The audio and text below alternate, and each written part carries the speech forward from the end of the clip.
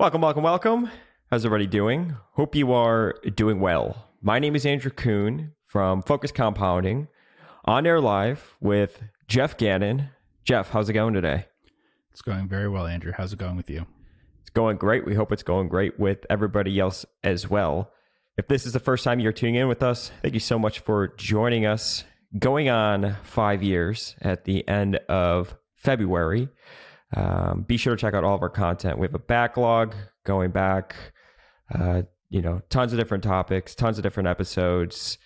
If this is the first time you have stumbled upon us, you are in for a treat. Go to focuscompounding.com to get access to everything that we do. You could click the podcast tab. Our backlog is there. There's blog posts going all the way back to 2004 or 2005 from Geoff. And of course, if you're interested in learning about our money management services, you can reach out to me at andrew@focusedcompounding.com. Of course, the best place to get everything that we put out into the investing universe is by following me on Twitter at focusedcompound. All of the information is down in the description. So in today's podcast, we could start off by talking about the major news that has come out since we last recorded, which was about 2 or 3 days ago. We are recording a few days earlier today. And that's the jobs report. And I like talking about macro because it's a topic of conversation that's on a lot of individuals' minds currently, especially with interest rates and inflation.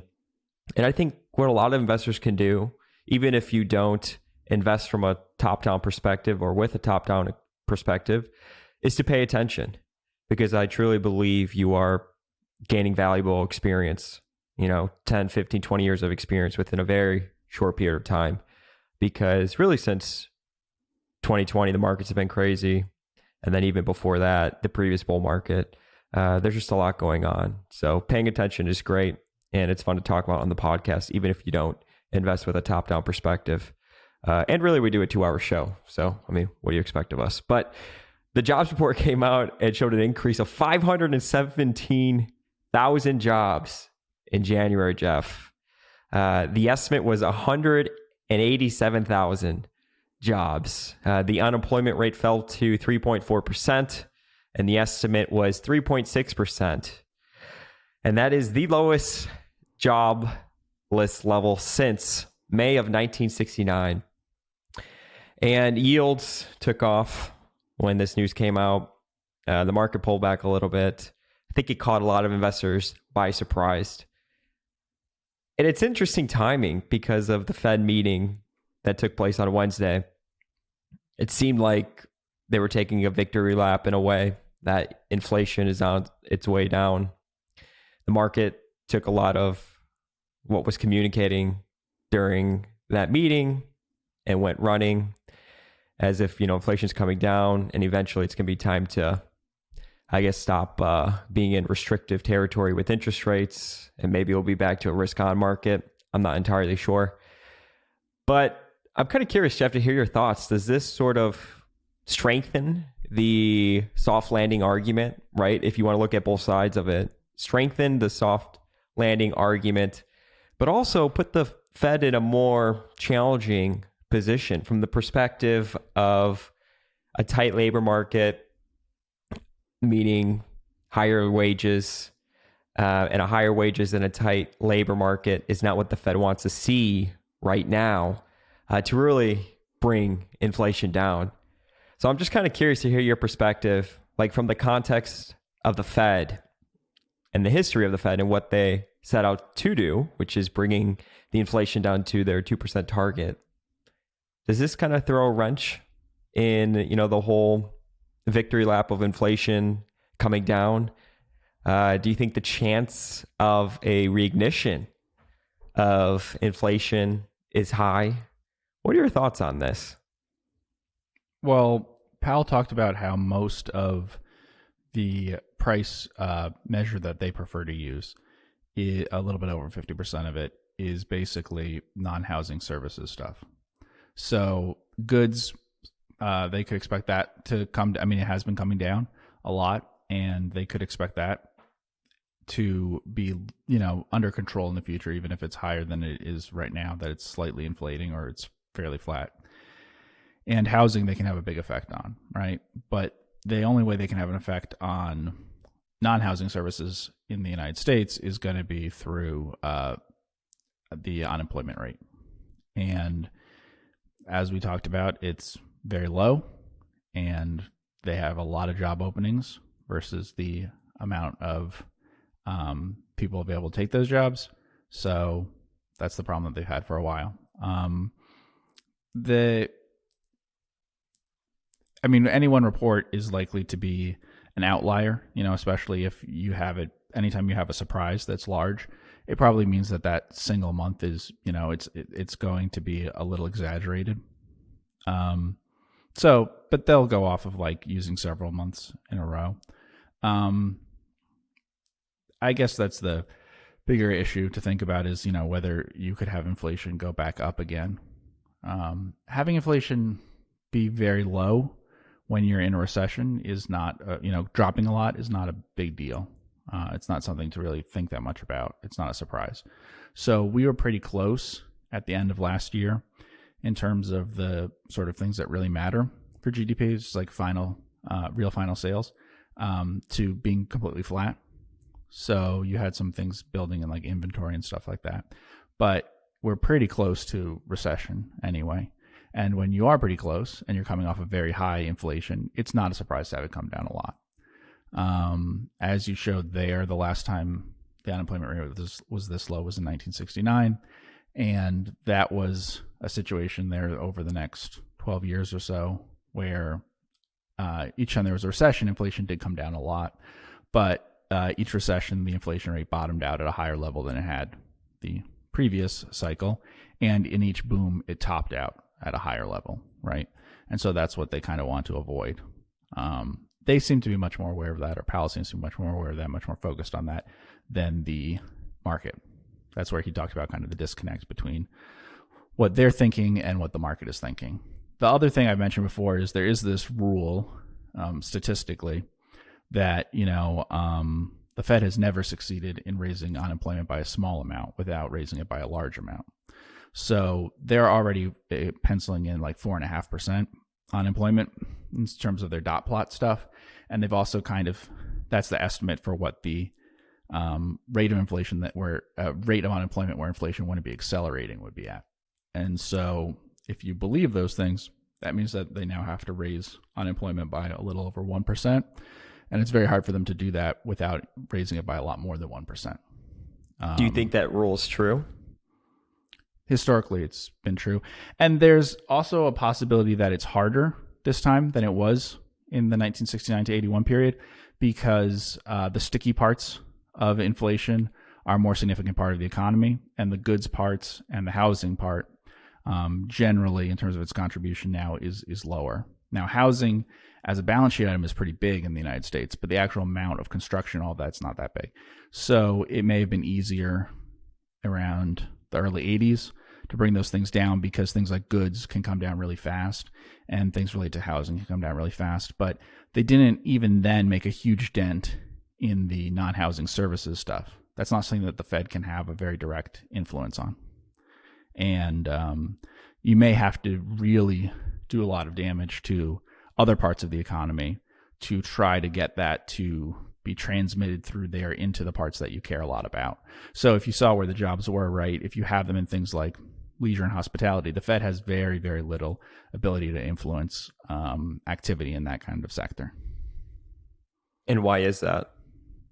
Because it mostly works through housing. I mean, it works through financial conditions, and those financial conditions really work through housing and housing related things. So housing, everything that you put in the house when you move and all that, a lot of things that are tied to all of that, it really doesn't have a big effect on people going out to eat, people going to movie theaters, people going to theme parks, people doing all sorts of things like that.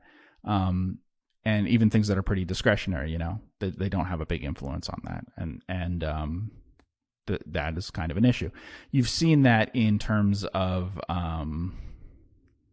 like what stocks have been down ahead of other things. So things that are tied to manufacturing stuff have been really weak. Manufacturing is basically in a recession in terms of like what the leading indicators and all of that are. But that isn't necessarily a very big part of the U.S. economy. So that doesn't mean that you'll necessarily have low inflation for people for most of the things that they do because of that. And then, you could really hurt housing a lot, but you have to hurt it a lot to be able to trickle into other parts of the economy. So we had all the ad agencies have been, reporting in the last quarter and end of last year and predicting this quarter and everything. And their organic growth was really strong. It's some of the highest. I mean, it's the highest they've had since 2006, I would say, as a group. And that is, sort of like the period we talked about in the 70s, high organic growth because of that, because you have kind of high nominal levels of growth. Mm-hmm. And I don't know how much influence that you can have on something like that. And that's the kind of thing that's a good indicator of what we're talking about. Now, sticky inflation stuff that I've talked about before, is definitely not a leading indicator. It's really a trailing sort of thing. But it is more reliable that it'll stay at the same level for a longer period of time. And I think there's a difference between sort of the cyclical things and the more underlying levels of inflation that are more secular or whatever you want to call them. I don't think people are wrong or the market is wrong in thinking that cyclical inflation measures are coming down a lot, but they came down a lot at various points in the 70s. And the parts that we talk about in terms of the overall level of inflation. So if you think about, say you think that normal was like 1965 or something before all of this happened in the 70s. In the 80s and 90s, you then had a higher average level of inflation in a lot of things. So it continued for decades at a higher level. Now, it was a lower level and an acceptable level to people who lived through the inflation of the 70s, but it did average a higher level than it presumably would have for decades after that. And that sort of thing is a potential problem, obviously. Do you think polling the whole Paul Volcker would be the only way to get inflation down to their 2% target? Or is this more of a let everything work through the system because so much of it was supply driven and we just got to wait and see what happens? I'm not sure. I mean, supply in terms of labor, which is what's causing this, is not something that changes really rapidly. And so that is an issue that you might have to deal with for a long period of time. I also, though, don't know about whether it is... They talk about higher for longer, and I think that makes more sense than how deeply you invert the yield curve and things like that. So as long as you keep financial conditions really tight, then I'm not sure we have a lot of experience with knowing how tight is too tight, like how far to push things. But it does suggest that you would have to keep them at those levels for longer. The issue in previous cycles and in a lot of countries that have had inflation issues, it seems to be more not that they didn't go far enough, but that they were too quick to lower rates when they seemed to be heading for a recession, that they weren't willing to accept sort of recessions and let them go for a while. And I don't know how you could have really rapid and unacceptable levels of growth if you continue to have like an inverted yield curve and tight financial conditions and all that. So if you maintain that for a really long period of time, I think you could probably deal with whatever happens. The issue is that they've normally been very fast to cut when they know that they're in a recession, like much faster to cut than to raise. Now, this time they raised rates really rapidly. And like you said with Volcker, that was one time where they raised them really rapidly. But normally the increases are much more gentle than what the decreases look like. So like what you saw in the 2000s, right, is more common. We have this constant pattern of slowly increasing rates, and then you hit a financial crisis and you drop them all the way down to zero, right? Or what happened with COVID a few years before that, they're raising rates a little bit, and then COVID happens, and COVID happens, and they're instantaneously dropping them. So that's the issue here. Do you think that a lot of that has to deal with just the political influence or the incentives that are there? I don't think that they want to have recessions. Mm-hmm. So I don't know if that's realistic, but if you listen to the way the Fed talks and central banks talk, they do act as if it is possible through monetary policy to not have meaningful recessions. And that might almost, I don't think that's really possible, but it might be close to being possible if you were set the policy at the right rate all the time otherwise, right? But there's a lot of things that get kicked into sort of a feedback loop in both directions when you have very easy policy or when you have very tight policy. And so it's not crazy to want to lower rates a lot when those things start to happen. Because like if you're seeing more of a decline in housing than you want to see or something, it takes a pretty big response to change things once that starts happening. And this is probably a bigger issue for other countries besides the United States, actually. The U.S. has way less debt related to housing things, way less debt in it has very strong balance sheets and things in the financial system and with households as compared to other countries. And it doesn't have really highly inflated assets in terms of houses. Where it has issues is somewhat in the corporate and then definitely in government, really federal government, not local. So that's a different story. But, other countries, I've mentioned basically other English-speaking countries and the Scandinavian countries, what I'm talking about, they have some very high house prices and might have more exposure to that in their financial system and all of that. They often have different mortgage things. They're less likely to have long fixed rate mortgages, and they have a lot less equity in their homes right now, and their homes are really higher priced versus their earnings that households really have and their ability to service that debt. So that's where it's more of an issue there than in the United States. So like the United States could see some pretty huge drops in housing that wouldn't have a big effect probably on people's behavior compared to other parts of the cycle, just other cycles in the past, just because how strong people are with their balance sheets and how many people have a lot of equity in their houses, right? Mm-hmm. You had said that you don't think sticky price inflation is a good leading indicator, but it could be just a good thing to look at because it doesn't move around as much, it's not as volatile.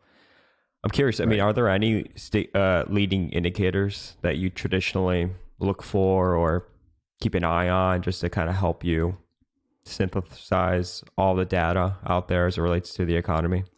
I think that stuff doesn't matter much to us, and I think it shouldn't matter much to the Fed. It gives you if you're trading things, it matters a lot, and there are some good ones. Probably the best thing is like the cash prices for certain commodities, and there's like indexes that keep track of that. But that just gives you an idea of extreme tightness in commodity things, and then the other things, the labor things that we talked about. So in terms of like predicting recessions and stuff, actually the profitability of businesses in general is a really good indicator. So businesses, whatever they say, they tend to be that when they start having losses or their profits are going to decline is when they fire people. And as long as profits are strong, they keep hiring, even if that doesn't make a lot of sense. That's hard to tell right now, though, because there seems to be a disconnect in the United States where the large companies that are public are having real profit problems and are expecting declines. But many small businesses seem to be doing really well. And that's probably because of what sectors those things are in, where they're underrepresented in public companies. And then there's like large sections of the economy that we don't have. They're just not a big part of the public markets, but they're a very big part of private businesses. And those are the areas that are hiring a lot right now. As in like restaurants, entertainment, hospitality? Sure. So, I mean, if you think about that, like restaurants and hospitality stuff, I mean, it's really, really small part of the economy, of the public markets, right? You can't think of a lot of giant restaurant companies and things like that, but it's a big part of the economy and really big part of like labor. And then you have large parts of like goods, things that sell goods, for instance, sell lots of goods, things that are importing lots of things from the rest of the world and selling them, all that stuff we talk about with Walmart and Amazon and everything. That is not a big part of private businesses. there are not a lot of private businesses that are selling a lot of goods that they're importing from the rest of the world and selling in the United States and stuff. So those are things you saw during COVID that were very different.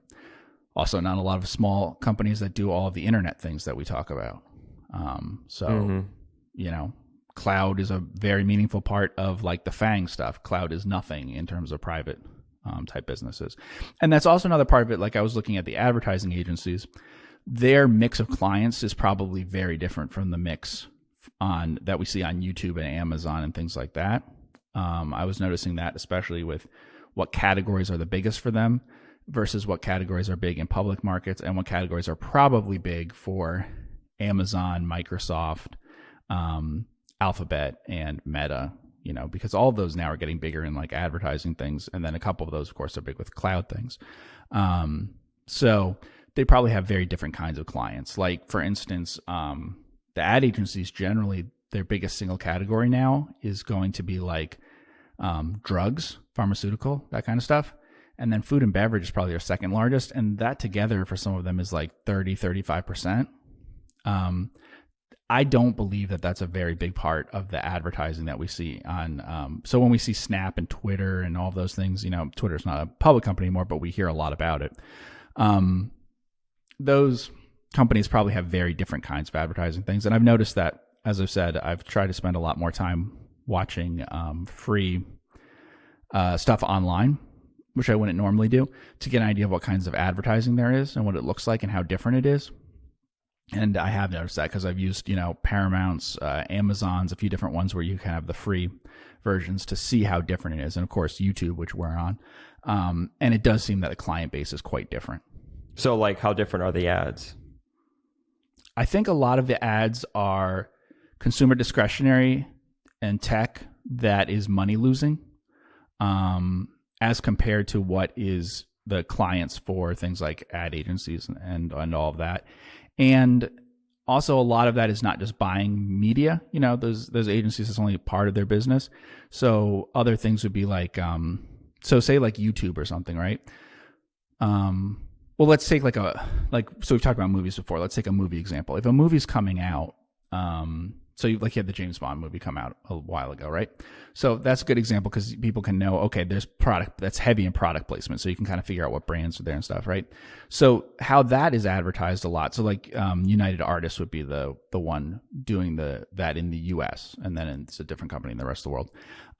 So what they're doing in marketing that is like going to influencers and on YouTube and everything, and on different things online, on Instagram and all that. But it's not just like buying ads. It's going to them and trying to place the product there, trying to get reviews of it, get it spread around. Mm-hmm. And that may not be exactly the same as like buying advertising. And I talked before too about how quickly something shuts stuff off, and that being an issue. So like, for instance, I believe I was reading Amazon mentioning what things might affect I don't remember if it was Amazon or Microsoft, but what things affect their cloud.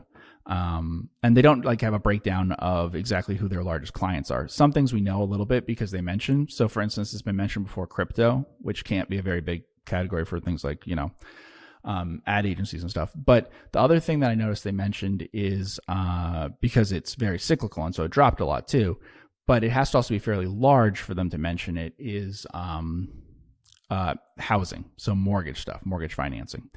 And that is something that you can grow really fast, and it would make sense that they would use a service like that. But another reason they would use it is not just that they're a fast growing company, both crypto and mortgage stuff, right? They might use it also because they intend to change how many people they employ really rapidly and change their IT budget and stuff really rapidly. So they know that they're somewhat cyclical and that they want to have flexibility in hiring and firing and all that. And they probably want flexibility with that for things like cloud too.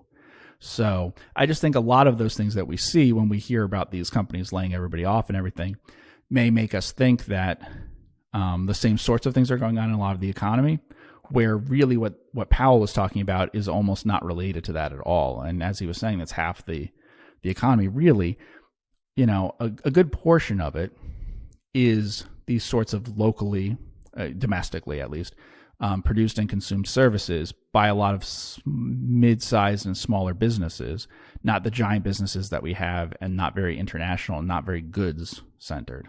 And a lot of the talk about inflation is basically goods and housing, honestly. That's what's come down. And so I think it's silly to get all excited about the fact that fuel prices and stuff went shooting up at one point. And I think it's kind of silly to get excited about them coming down a lot too. It's not very meaningful. It is totally a good indicator of where you are cyclically, but I think it's a silly indicator for the Fed to worry about longer term. These things often top out and then plunge really fast after you do enter a recession if you had some sort of boom. And so like in the 2006-2007 period, you briefly had what looked like a burst of inflation, but it's not a very concerning burst of inflation because it really was not present in the sticky stuff. It was really present in you were cyclically overheated. And so that I think that's the same sort of thing to worry about now, is that if you have these things drop a lot, they can turn around really fast, right? You could imagine that if you bring rates down to 0, you'll suddenly have housing activity start up again, right? Mm-hmm. But if you go rates to 0 or you go rates to 8, I don't think that radically is going to change, in terms of the size of the changes that you're making. It's not going to have as big an impact on things that are far removed from housing and autos and all of that. It's just not going to have that in terms of the services stuff. And so that's why I said that I think you could see something really different in a recession in semiconductors than in airlines. So I'm not saying that airlines wouldn't have some decline in a recession, but I just don't think that they would have this huge decline that would be the biggest area to be worried about. And so that's when we're talking about airlines that way. But I also think that's true with why I think it's odd how strongly, like I mentioned that Cinemark was up by an incredible amount in the last month or something. I think that's sort of has to do with, beta and what kinds of stocks people are betting on and everything, more than it logically has to do with the business. Because if you expect sudden easing in terms of rates and stuff, it would make sense that Carvana goes shooting up, right? Mm-hmm. It's close to bankruptcy. Maybe it survives because of that, and it can't survive in tight financial conditions and all that. But it doesn't make a ton of sense why there'd be a huge shift in things like movie theaters, and I don't even think in things like airlines, that they should respond as much as things that are related to housing and to cars and all of that. Yeah, so Cinemark year to date up 50% in a month. Yeah, and also what's odd about that, of course, is that Marcus gets most of its EBITDA from movies, and I think it was up maybe 5% or something. It was nothing. Do you have numbers for Marcus this year to date? Yeah, year to date it's up 8%. 8%, okay, but it's a fairly big difference, and they're very similar. So I think that's because Marcus is it's pretty actively traded and stuff, but much less traded, much smaller stock. Mm-hmm. And so it's just something that you notice. I noticed that before with other companies, other stocks in movie stuff, where movie production, where if they were volatile stocks and everything, they behaved more like volatile stocks, traded in line with them, even though the business shouldn't have reflected that way, that there shouldn't be much cyclicality. Because there could be a cycle, right? And there could be things happening with it, but it's really independent of the economic cycle. So, like, for instance, I mentioned to you that there was predictions from the numbers.com, which is very good for predicting the movie industry. And their predictions, because they know what movies are coming out a year in advance, for virtually all of them, has it up, not to the level that it was in 2018, I think was probably the peak, but they have it up another, 1.1 billion, so they've got it up over 10% or something over last year. You have the numbers right there. What was the 2022 box office?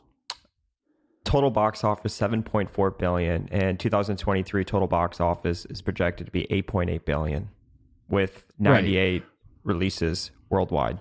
Yeah, so that's a really big increase. Mm-hmm. If you're expecting very flat to no economic growth, that's a big increase.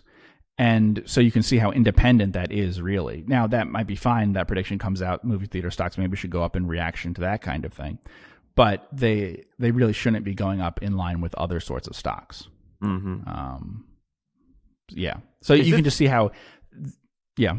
I was going to say, is it interesting to you though, right? When you look at like a company like Marcus that we said is up 8% on the year, Cinemark, right, is up 49%, 50% year to date. And AMC is up like 56% or something crazy like that year to date.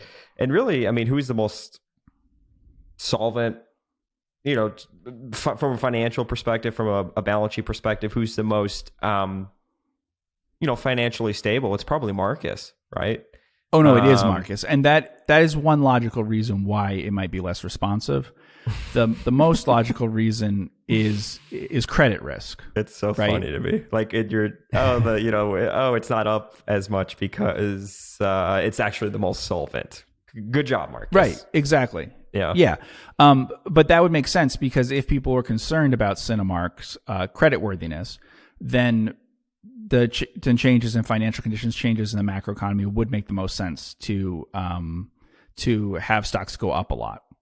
That is the one thing that I think, even whether the business is very predictable, not very predictable, does make sense that it's more responsive to the appearance that credit risk is lessening, right? And so if rates kept going up, that would potentially be a problem because they borrow money and everything. And Marcus, on the other hand, owns entire hotels in some cases, has surplus land, definitely is much more, is much stronger that way financially. But I think it makes it cheaper relative to the other stocks, to be honest. I think it makes them underpriced right now. But it would make sense that if your bet is sort of like you're trying to make a bet on what the next year will bring, that's not the one that you would focus on. So how do they run these predictions then? Is it based on the product that's coming out? Mm-hmm.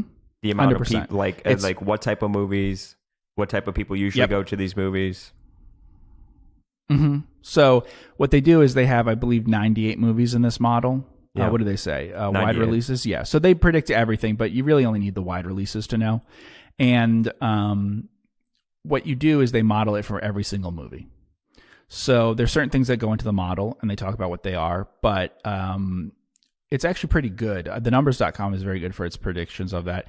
And it is pretty good to be able to model these things. I would compare it to being able to model like races in midterms and general elections and stuff in the United States. It's not that they're going to be 100% right, but this is something that's fairly easy to model as an industry versus others because you have the individual releases. And then generally the stuff they're using is what franchise it's in. Mm-hmm. So if they know what franchise that you had an avatar before, you use this avatar as a comp. The second one you use is the studio doing the releasing would be the biggest factor. So like this is a Disney release, you would use that. And then when you don't have a lot of information about that sort of thing, and then like when it's being released and stuff like that. But when you don't have a lot of information like that, then you would also factor in genre more. And then if you really don't have a lot of information, you'd start to factor in more, giving some weighting to who's in the movie. So, and then right now they're saying in their model that the only thing they're adjusting, and I talked a little bit about this, is there's now a pandemic adjustment to reduce by 20% the expected box office for any movie that they say has romantic content. But otherwise for 2023, they're not doing any reductions in the expectations for how a movie will perform now versus prior.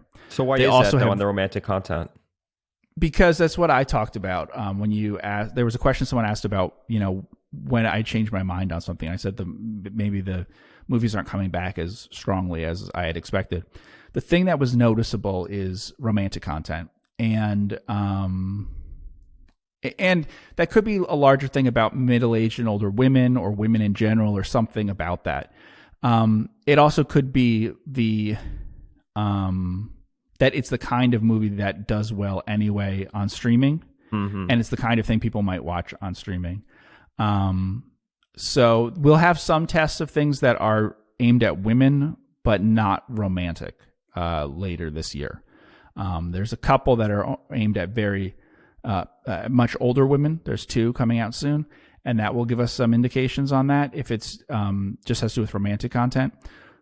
But we haven't, on true blockbuster movies, there's like no need for a pandemic adjustment at all. If you look at how Avatar did, Spider-Man last year, some things like that, they did exactly what they would have done without a pandemic. and horror has had no problem that way, right? But that's a very young skewing audience, and it's very focused on going to the theater up front and everything. So the ones that I think are interesting and harder to predict are the ones that are not just romantic comedy, but romantic adventure things, romantic anything like that is harder. So like last year, I would say, what was it called? Lost City, Lost. It was Channing Tatum and Sandra Bullock, right? So that's hard for a model anyway to predict. It has a lot of romantic content. The genre has big differences between what movies do well and what don't. And you kind of need to gauge the charisma, the overall goodwill towards the main actors in the movie. So if you do the exact same movie, but you pick totally different people who are not as well liked by audiences, then they don't show up. The people who are going to that are saying that's a Sandra Bullock, Channing Tatum movie. Right. That's very different than Spider-Man. Spider-Man, it's easy to say it's a Spider-Man movie and based on the character, Batman, any of those things. And so their predictions for that are the best. The predictions for others are a little harder. So I think that is an adjustment that's down. The other thing that they've removed is they no longer have any penalties for day and date releases on streaming and movie theaters at the same time, which is interesting. We now have seen no difference based on that. But the reason for that is they're very rare now, and the only companies that are doing them are Paramount, or that we have done them recently, are Paramount and Peacock, which are not particularly strong streaming things. There definitely seemed to be an effect when it was HBO and when it was Disney. Okay, so those had major effects, and we saw that with a few movies that could be definitely blamed on that issue. But that's interesting too, because it means that they aren't really adjusting for those things. However, they don't expect the market overall to get back to where it was on a per movie sort of basis until later this year, but they are projecting this year. Their original projection was like late, that it would be at like 90% of box office for each movie in late 2021. So keep that in mind. But there were 2 cycles through of COVID variants since then that both brought it down after that. And that had a major effect. The other reason why the box office is lower, though, is product. And so this is the part where there's a issue for theaters. Again, this year, product will be weaker overall than it would have been on a sort of a pre-COVID trend. Same thing for last year. The number of releases is pretty close to what we'd expect. Wide releases in the 90 to 100 range is normal in the 2010s and on. It used to be much higher going back to the 90s and stuff.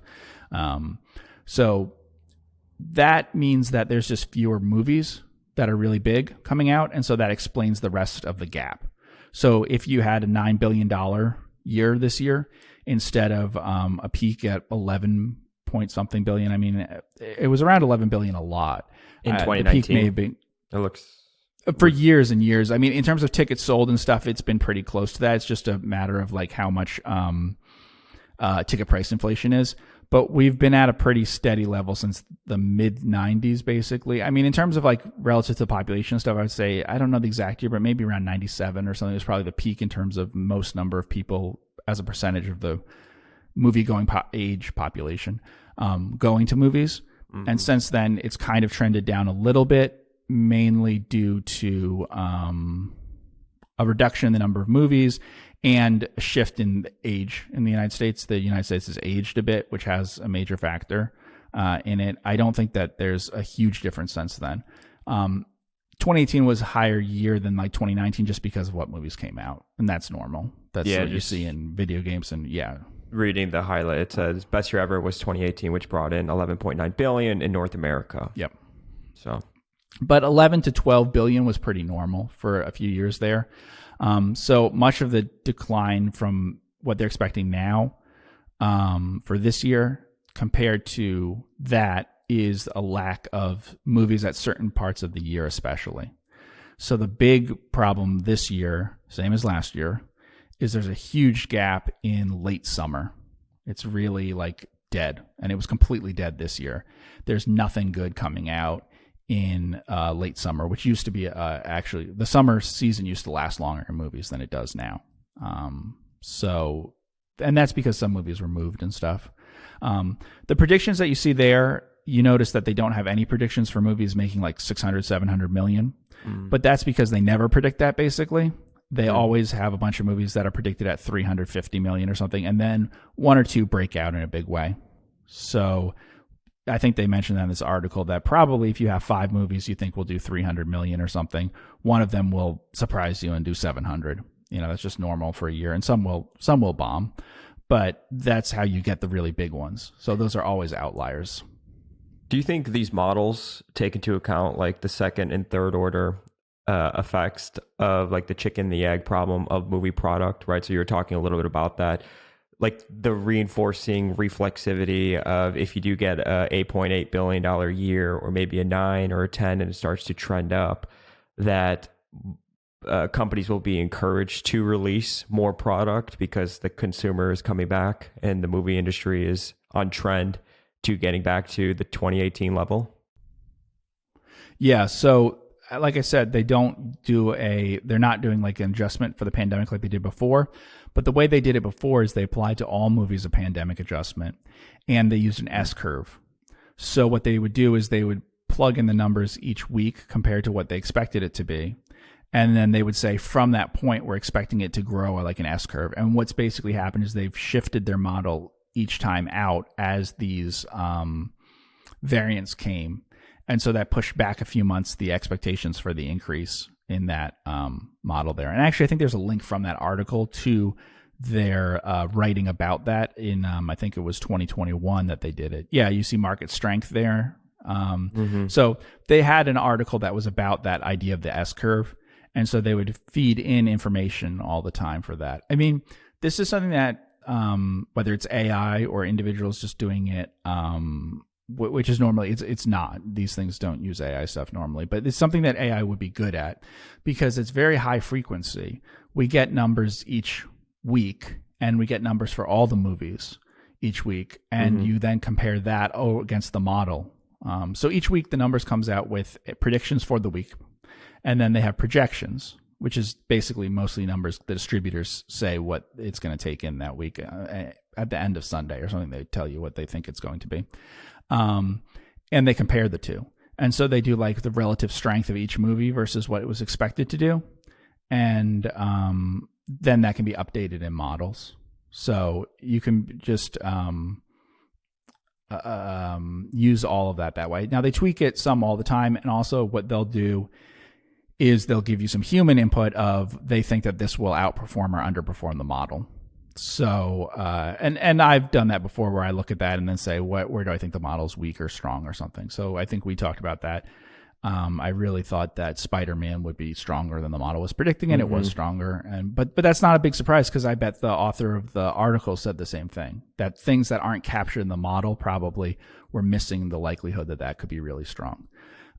January was an incredibly strong month in terms of all movies outperforming the model. Basically, there was a few things that didn't do well, but everything like was slightly outperforming models and was slightly outperforming what you'd expect, especially in terms of holds compared to early on, which I think has more predictive power really than just the opening weekend numbers.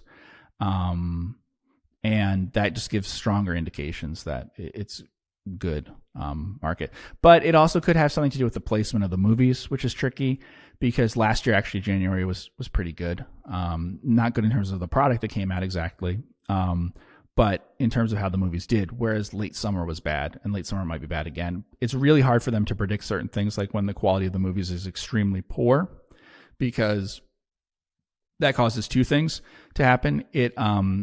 Very poor movies are very hard to predict. If you look at the model and what they predict, they can be wildly off on movies that they expect to do badly but don't know how badly. So there was a movie that bombed recently, Babylon, and their model said it was going to bomb. The author of it said, this probably doesn't look good, but I'm not sure exactly how bad. I thought it was going to do terrible, but it's really hard to tell how bad. Does it do only a few million? Does it do many times that, but it still is a failure no matter what? Those are really hard to predict.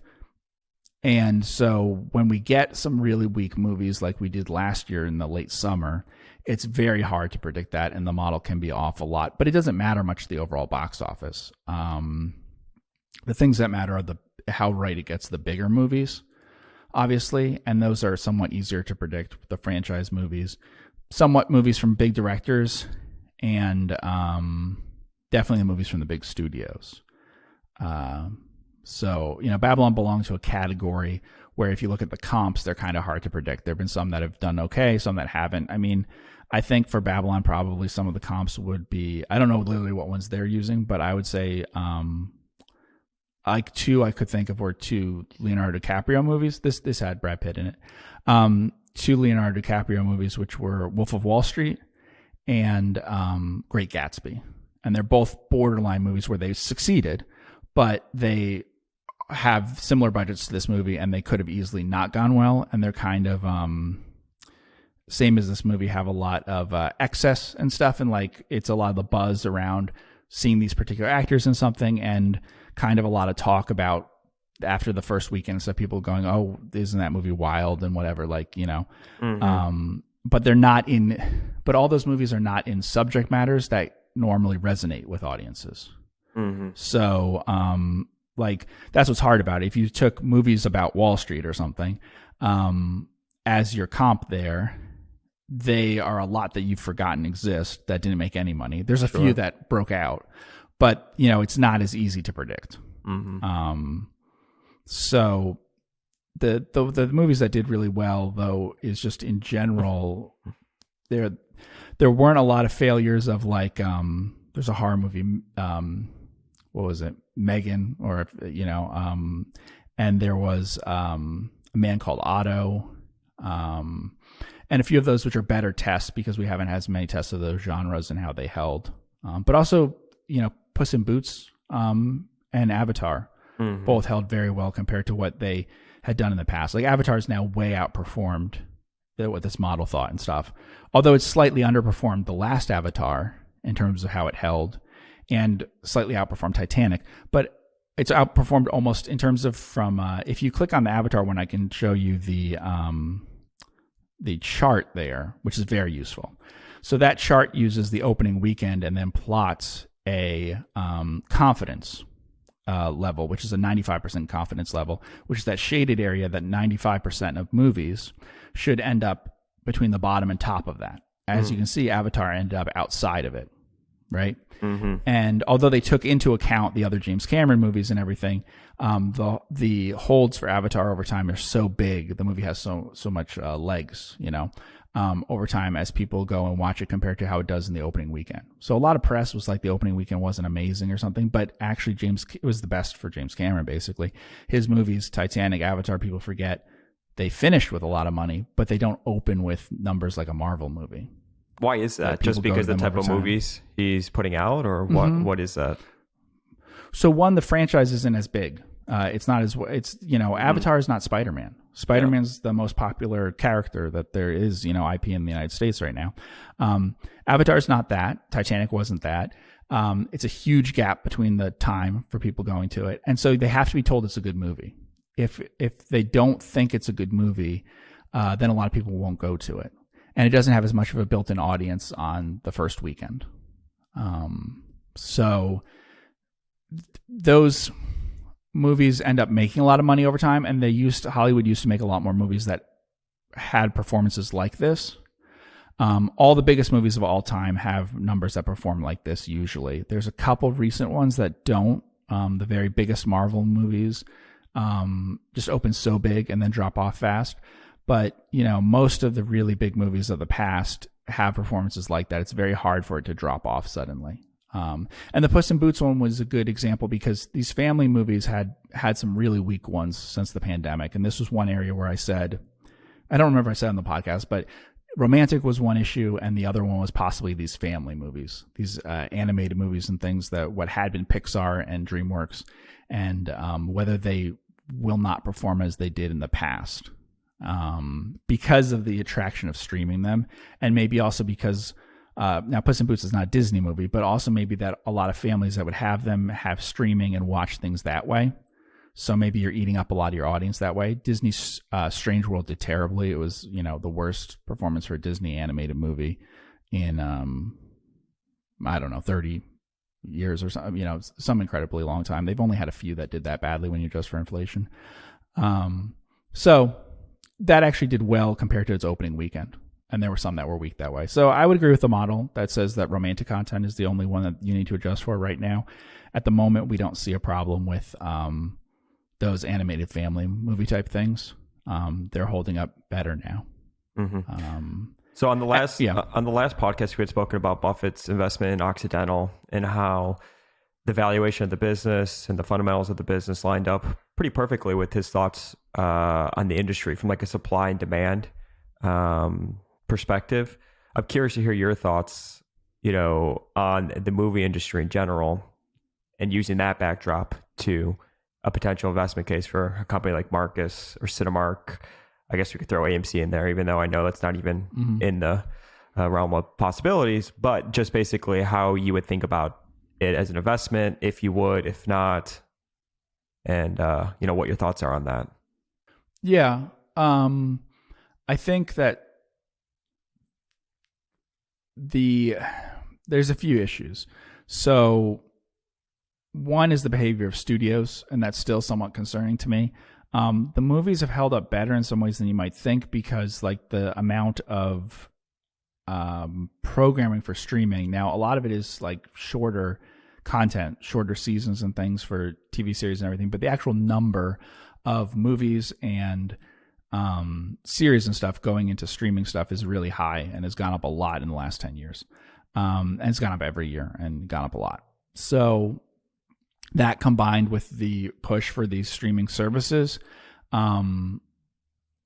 is a real competition for people's interest in things. And I don't know how that will hold up for these companies in a different kind of market than there is now. I think right now there's plenty of demand for going out. But and that's what's sustaining them. So that's why like there's no adjustment. I think a lot of people compare movie theaters to watching at home. It's natural to think that way, but I don't think that's really the substitute that people think it is. The movie theater business is attracting people because they want to go out, and it really competes with, experiences, eating out, things like that. So it's really as competitive on a weekly basis with your Dave and Buster's and your Top Golf and your restaurants and things like that as it is anything else for a core part of the movie going audience. And I think the difference with that versus like oil is there wasn't a big shakeout in this industry in terms of taking out a lot of supply. So that's an issue. And then a reduction in CapEx, which there has been in these, does lead to worse theater going experiences. So if we hadn't had COVID, Cinemark's theaters would be in better shape right now. Like they would have converted more to luxury loungers and they would have just kept up to date on some things.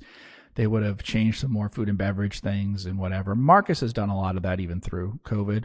And obviously the others are really financially stressed. AMC and Reading and stuff are really financially stressed to be able to do that kind of thing. So I think for now it's okay because we saw like the tight employment situation and people wanting to get back out and do things and everything, whether we're talking about theme park things or restaurants or whatever. There's a lot of demand for that. Marcus is even saying that their business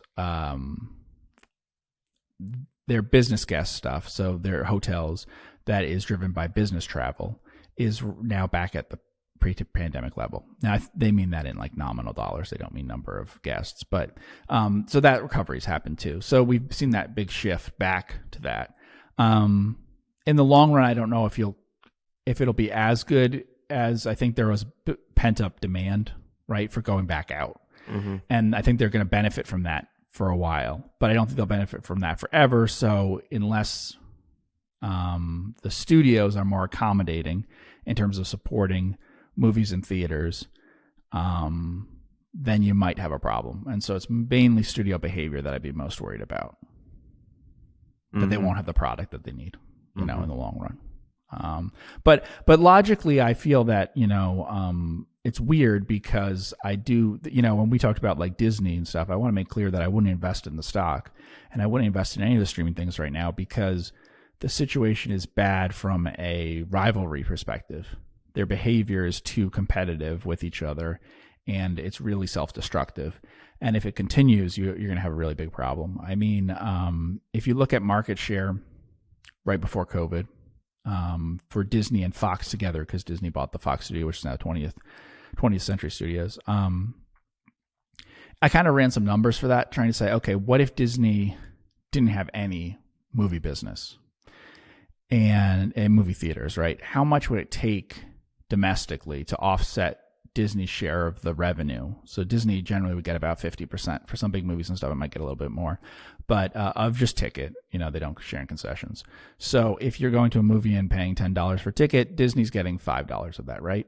Well, when I did the math on all this, what I came to was that basically Disney would need somewhat more than 2 out of every 3 households in America signing up for Disney Plus and keeping it all year, to offset what they would lose in the movie theater business. And obviously the idea has to be that they are going to keep a lot of that and they're going to have the benefit from streaming. But that just gives you an idea that for someone like Disney or something, they obviously can't replace this. And they really need both of them. And I think that's what they want longer term. But it has been surprising to me how they haven't monetized their content the way that I would have expected. So far, though, it does seem like they are going back to really treating theaters the same way that they were before. But they are not treating the window and stuff after that the way that they used to. They might change that. But what I expected originally, when we talked about this, about what they've done differently than what I thought, is I would have thought that Disney and streamers like that would have run these movies in theaters. And then after that, they would have given the movie to the window, which would have gone to HBO or Netflix or other streaming things or old linear TV stuff for a while, and then put it on their service like the year after that, right? So like the movie comes out in 2023, runs in theaters, end of 2023 through 2024, it's on some sort of pay TV thing that isn't controlled by them. Then 2025 till forever, you find it on their streaming service, right? That would have, historically, makes more sense of what they would have done. It's not what they're doing. So the theater things come back to be that they're treating it the same way they were before, but they're not using everything else the way I would have expected. They're not sharing as much with their rivals to get the best revenue over the life of their movie. And you think, well, why does that matter if we're talking about theaters? Well, it matters because then why make the movies? The business model for making a $200 million movie depends on a run in theaters, but then it also depends on exploiting that movie worldwide through pay windows and things like that. In the early 2000s, it would have meant a lot of DVD sales and things like that. That went away, but they made money through lots of other things. And if they're not going to do that anymore, it's a big difference. So like when we talked about the Puss in Boots thing, right? So that everything that DreamWorks put out for a while was part of it when it was a public company, DreamWorks Animation. It's now part of Universal. But when it was a public company, it had an output deal where those things went on to HBO no matter what. And that recouped a huge part of the investment. At one point, I bet that they were paying about $60 million for each movie. So you would get that no matter what, even if the movie was a bomb. And that extra $60 million is just for the U.S. Domestic part. Around the world, they would be getting that kinds of things for, the main companies that would buy that in, all around the world. And when you add all that up, it's a really significant part of the business. And that's going directly to them. It's not being shared like with the theater. So it's the equivalent of being able to do another 100-some million in box office. Well, if box office is the same as it was before, but you're not getting this after theater money for like the first year or so that it's out of theaters, then these movies don't make as much sense, and their prices their budgets have to come down, or you have to put fewer of them out, or you just don't do it and stuff. So the reason that it was run in theaters for a long time now has not been that it made all the money in theaters. This isn't like in the 1940s, that's what the entire business was, and that's you made everything from a run in domestic theaters, and it had no life after that. But for a very long time, certainly for the last 30 years, it's been based on sales originally of VHS and DVD and sales to cable. and without that, the movies don't make as much sense. And so, do you keep supplying them to theaters of these big budget movies and everything? And it's these bigger budget movies that are really attracting people to go to theaters in larger formats, going to the IMAX and all those sorts of things. And you need the Marvel movies and the James Bonds and the Mission Impossible and the whatever, and they cost a lot of money to do, and the big animated movies, and they cost a lot of money. And the difference between just like breaking even and making good profit is often what the money they made after running in theaters was. Why do you think Disney has never gone into theaters in like a big way? I mean, could there be a case where Disney could buy a company like Cinemark to distribute their product, or would that be more of a regulatory issue? Well, theoretically, that's possible now. So Disney's entire run, it was never possible because Disney didn't get into distributing its own movies until after the Paramount decision. Mm-hmm. So Disney used other distributors like RKO and ones like that. And so it only got into being not just a producer, but a distributor. The one I just mentioned, DreamWorks Animation, never distributed its own movies. So the movies were distributed by others like Fox, and then they were bought by Universal. Pixar used Disney to distribute its movies, and then Disney bought it. So Disney, Walt Disney Productions originally was not a distributor and didn't become a distributor until after the Paramount decision in the 40s. And so until a couple of years ago, all these companies would have been unable to both make movies and to own theaters. You couldn't do both in the United States. Other parts of the industry, like TV production years ago, was changed, and they've all gone into that. So there was a time in the United States where you couldn't, if you were like ABC or something, you couldn't produce your own content for your own, to show on your own network. You could make content for someone else. You could, as ABC, make content and sell it to CBS, but you couldn't make it for yourself and show it. That changed, and legally that has changed, but no one's really tested it yet. But yeah, so they were operating under like this agreement, the industry, for it was, let's see, since the late 40s, long time, till just a couple of years ago. Yeah, mm-hmm. Yeah. Could you see that happening? I mean, could you make a case for that? Yeah, I mean, the most likely one is the most likely ones would be one of the streamers buying a theater. So like Amazon buying theaters or something, or Netflix. That was there's some that are rumor mill, right? In 2020, Amazon getting into theaters. Mm-hmm. The most likely ones would be certainly Netflix or Amazon could buy Reading. Now, Reading is a controlled company and has a lot of real estate stuff, but they have the Angelica theaters, and they have a few other circuits that are small, but they're more art house ones or concentrating in a few places. That's possible that they might want to buy something like that. Marcus is the, other than the big ones that you've heard of, Marcus is actually the next biggest. So most people around the country probably don't know about Marcus Theaters, but they do know about AMC, Regal, Cinemark. Well, Marcus is one down from that. And so there aren't a lot of ones that are of enough size to buy, but you could do it to get a lot of information and stuff. Mm-hmm. And so that would make sense. The other issue is like working out how to get into theaters if they view you as your competition and everything. Netflix and Amazon have this issue where they probably have some hostility in dealing with theaters, and that could be a problem. But I also think that those companies would be the ones that would be most likely to be reviewed for possible antitrust things and all of that, and they have a backlash against buying theaters. And Disney obviously, I think also it would be viewed pretty hostile by a lot of people. It would be bad press for them and stuff. The smaller studios, I don't know if they have enough product and stuff for it to make sense for them to get into it. And I don't know that's a great idea to do it if you have easy access to getting your movies booked anyway. If they want to get serious about getting their own stuff out there more, and creating more buzz for it, getting more information about things that aren't just shown on their own stuff, then Netflix and Amazon buying a theater would make sense. That would be the one that would make sense, yeah.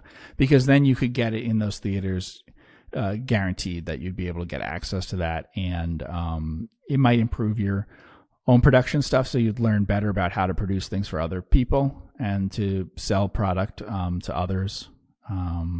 But in general, the thing with the industry is I don't think there's as much benefit to vertical integration as people think, because there's a trade-off with it where most of them end up buying a lot of stuff from their rivals anyway. And also the best way to make money is to be willing to sell to them. Trying to monetize the whole chain yourself is not really the best way to make the most money. Although now with the streaming services, it's something that they're doing. Even though I don't think that that's like the best way to make the most money off of those movies.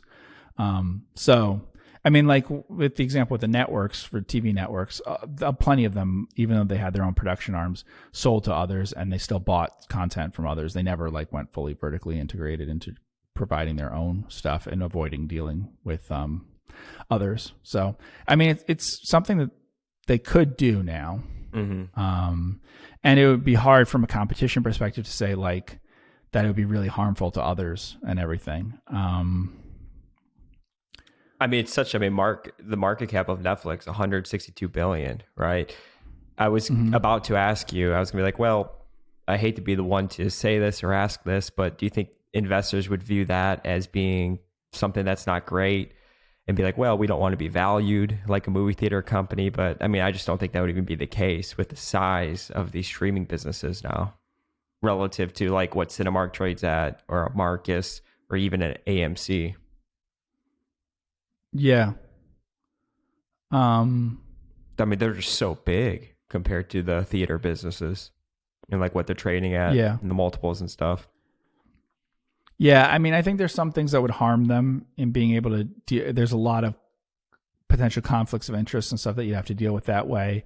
So I don't know if they'd want to get into all of that. Mm-hmm. You definitely might harm your relationship with others by doing this. And I think there would be a lot of pushback for those particular ones like Netflix and Amazon and stuff, because they're seen as being so dominant in what they do. But it is something that they could try to do. Amazon's tried to get into groceries and bought Whole Foods to do that. And, you know, they could possibly benefit from better understanding of how to make content and stuff if they owned a theater. Their best bet would have just been to buy a studio, which they should have done, but they didn't. And that would have been much better than trying to in-house produce the stuff that they've done. You know, so buying a smaller studio would have made sense, you know. And like Paramount is the size now of just their studio business, that it would make sense. But, you know, it's attached to a bunch of other stuff, so it wouldn't be possible. But Amazon did buy MGM, but it's not really much of a studio. It just gives them access to a big library and stuff. Mm-hmm. Got it. Cool. All right. We could jump into some questions, emails. And some of these actually were from my DMs from Twitter. But I'm looking to have listeners send us emails to focuscompounding@gmail.com. I will pull them for the podcast and we'll go over them every single week. So somebody had asked, what is your process for generating new investment ideas? And we've been asked this many times, but sometimes the process changes over time. But I'm just generally curious. And so is this individual, Geoff. What is your process for generating new investment ideas nowadays? I wish I had a better process. I have a cork board, which I keep about probably 20 index cards right now on it, ranking the next 20 things that I would like. If I had to buy stocks, what would those 20 stocks be, right? And so ordering them from 1 to 20. And those are things that we don't own. So that's the stuff where I'd like to spend my most time focused on. And if it doesn't kind of get on that list, then it's not going to move up there. So it gets sort of compared to those other things. I get emails from people and talk to them. That hasn't historically turned up a lot of ideas. I go through message boards. I read, go through Value Investor Club has you can go through all ideas A to Z to look historically on any stocks that's ever been talked about. And I'll read those, from long ago to familiarize myself with a company. I do run screens. That's never been a source really for finding ideas, to be honest. But I run them, and then sometimes there's, it could be an industry or something where I look in a particular industry because something's interesting me about that. And what I do is I always look for other publicly traded companies that are in the same business, that are peers, things like that. And I, like even where companies do a comparison for their compensation, when you read their proxy. So I read a lot of proxy statements, obviously, and I'll look at that. So if a company gets bought out, I'll look at what's included in the proxy for all the comparables, and I'll also even look at what the CEO pay and everything is being tied to in terms of who the consultant is talking about with who they compared it to, because then maybe I can turn up ideas that way that I haven't heard of. If I'm going to find a stock that I've never heard of before, it's more likely to be in another country, because in the kind of category that we look at, smaller, less well-known stocks and stuff, I've generally, I know all the companies in there that would be of interest. So I've seen them before. I've tried recently to read some things that were SPACs or whatever. So they're completely new to me. But I wasn't that happy with management. I wasn't happy with what they were doing and any of that. It didn't work out. They aren't the right kind of companies. But it can be, in that case, just an interesting product, interesting business model. And so I'll read about it for that reason, with no idea of whether, I haven't looked at the financials or anything. But those often haven't turned up great things. So, were you spending time in SPAC land just because the vast majority of them are trading below where they SPAC'd at? No, it's actually that there were some interesting business models or good products or something that were taken public that way, and so I was interested in it. But I didn't like what I saw there. But it was like a good product that they had. Yeah. So, and sometimes that's brought to me by people. Sometimes you can find that, and we talk about it on Quick FS, just like that the numbers looked really good. And so some of the SPAC things came down a lot, right? In price. But it's mainly just because that's how companies have come public recently enough that there are things I haven't read about, that haven't read their 10K before. Companies that went public the traditional route, there's been less of them. And over time, I just would have read their 10Ks by then. So I might not have read their most recent things, but I'd be familiar with the company. The only time in the US lately that I found things I'm totally unfamiliar with that were kind of interesting in some way have been that they were SPACs. So you had said that you don't typically find new ideas from screens. However, a lot of the names you have purchased have come from screens, but you just may have learned about the businesses, 5+ years ago, right? You had said, a lot of times when you're investing in a company, these are businesses that you've followed for some time, right? Yeah, the problem is, I'd say not really. What happens is the screens I run turn up the same companies that I already know about, instead of that I found the company from the screen. To be honest, I don't find that many companies from screens, but yes, I can screen for some things that tend to turn up the same companies that I already invest in. Yeah. Most things we're going to invest in are overlooked in some way and have been profitable for a while. So would be super rare for me to find something that hasn't been profitable for 5 straight years or something and buy it. With COVID and stuff, it could happen, or some weird cyclical thing or whatever, but it's just not that common. And so the actual number of companies that would fall in that category is probably only a couple hundred, that are really overlooked and stuff, and also have been consistently profitable for a while, might be something we're interested in. So the screens turn the same things up over and over again. Yeah. Mm-hmm.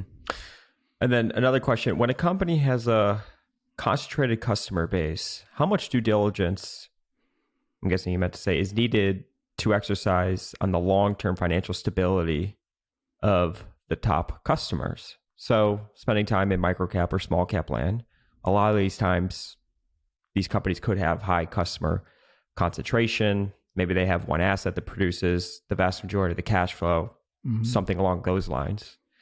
So how much time is needed? How much due diligence is needed when you come across a business like that?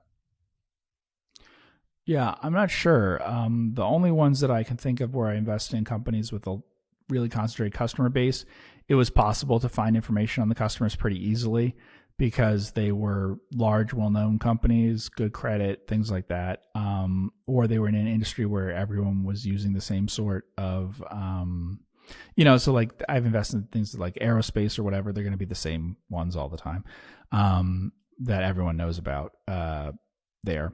So if they're companies that like customers have never heard of, it would be trickier. There's some that I've turned down for that reason. There's we talked about someone had asked about like Generac or something like that, and I said, well, I haven't looked at companies that make generators and things like that, but I have looked at companies that will buy them and refurbish them and stuff, but lease them out as a fleet to provide temporary power stuff. And in one of those cases, I did not invest in a company in that industry because I was concerned about the customers that they had, which were often governments, and sometimes governments that don't pay their bills all that well. And they seemed a lot weaker compared to rivals who dealt with better customers generally. But that was more of like a case of wondering about why they're taking kind of the crummier customers than their competitor.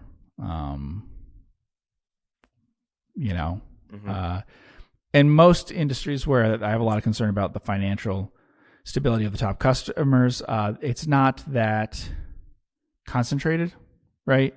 So like there's many ones where I can think that their customers have pretty shaky finances, but they just have so many different customers that it's just a different question. Mm-hmm. So I remember looking at like Amarim Cork, which sells to a lot of wineries and stuff, and they write off like a lot of receivables and stuff, but they have a very broad customer base. It's not high concentration in that at all. Next question. We talked about net nets last week. When buying a basket of net nets, would you screen for quality, low leverage, etc., or just buy the basket?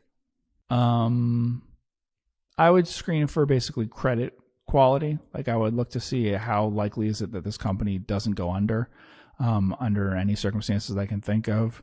That's mainly like business quality, you could say, or like the safety of the business. Major things to look for are a very large ratio of current assets versus total liabilities. So that's in a sense low leverage.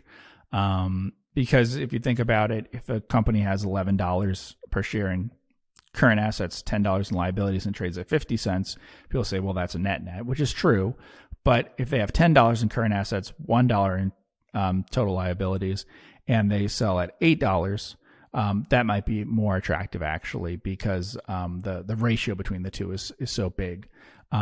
Because those two things are going to move around over time. So things can stop being a net because the current assets go down, total liabilities go up, so a bigger room for that is fine. In terms of performance, probably just buying a basket will do as well or better, because you'll hit some things that might have really big upside. But I don't know that people will stick with that, and that's certainly not the kind of approach that I use. So I would pick out individual ones that I like better because of the business. The business has been around a long time.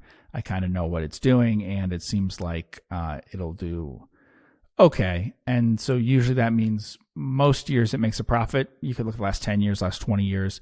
How many years does it have an operating profit? How many years does it have positive cash flow from operations?